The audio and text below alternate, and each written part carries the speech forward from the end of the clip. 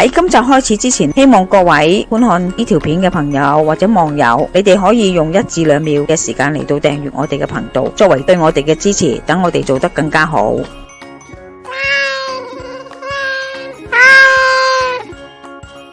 阿媽廚房，畫面上有花生、眉豆、發菜，係咪以為我喺度煲湯啊？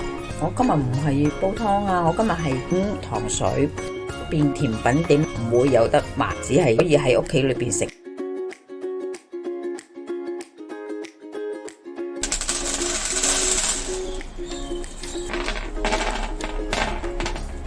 花生、眉豆養血補血，都可以係醫腳氣病。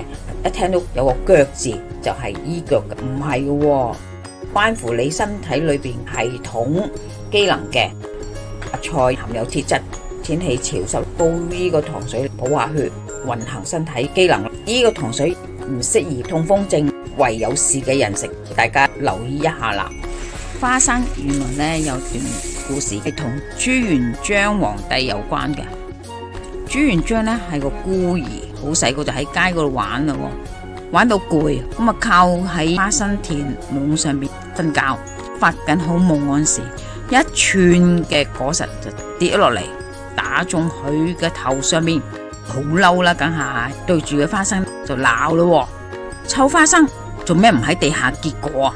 一聽到佢咁樣嚟鬧，花生嗰啲果實竟然即刻轉咗落去土裏邊，從此啦，花生乖乖咁喺地下嗰度生長。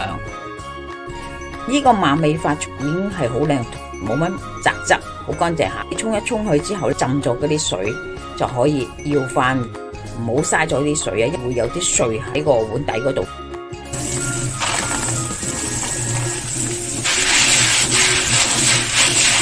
花生同眉豆實咁沖一沖水就可以掉落個煲嗰度。要浸嘅只不過係呢個發菜，都好乾淨，冇乜雜質嘅，倒咗啲水去，咁你就浸佢啦。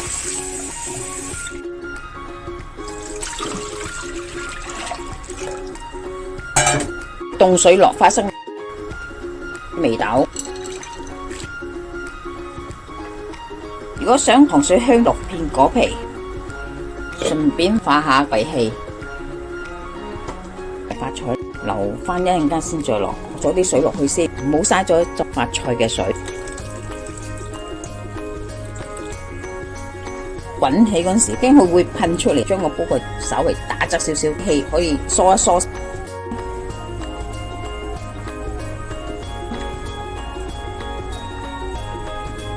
中意食嗰啲花生一粒粒嘅程度就差唔多，想再腍啲，所以我煲耐啲。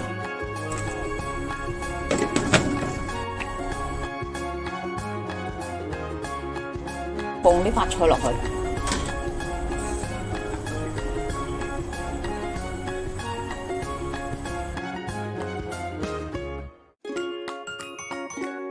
落片糖落去，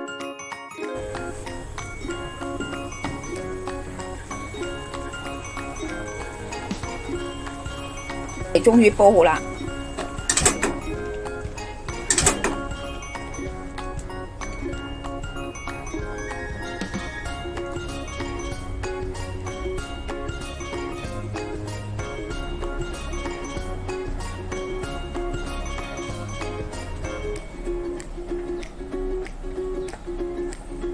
今集已經差唔多啦，多謝各位嘅收睇。詳細食譜我哋會上傳喺 Facebook 嘅專頁裏邊，有興趣嘅話可以查閱。另外，如果喜歡我哋頻道嘅話可以訂閱我哋嘅頻道，以作對我哋嘅支持。